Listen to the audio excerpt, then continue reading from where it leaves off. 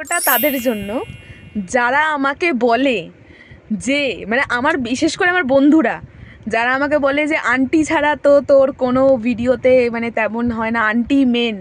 এই যে আজকে আন্টি দাঁড়িয়ে রয়েছে, ঠিক আছে, আজকে আন্টি দাঁড়িয়ে রয়েছে, কোনো কন্টেন্ট নেই, কোনো কন্টেন্ট নেই, আমাকে বলছে যে তুই বল আমি কি বলবো, আমি তো বুঝতেই পারছি না। বাবা মিথ্যে কথা বলবে না মা। তো এবার না দাঁড়াও আমাকে বলতে দাও, আজকে কোনো কন্টেন্ট নেই, আমাকে বলছে তুই বল কন্টেন্ট, সেটা তো আমি বলবো। তাহলে মেন ভূমিকাটা কার ভিডিওর? অভিনয়?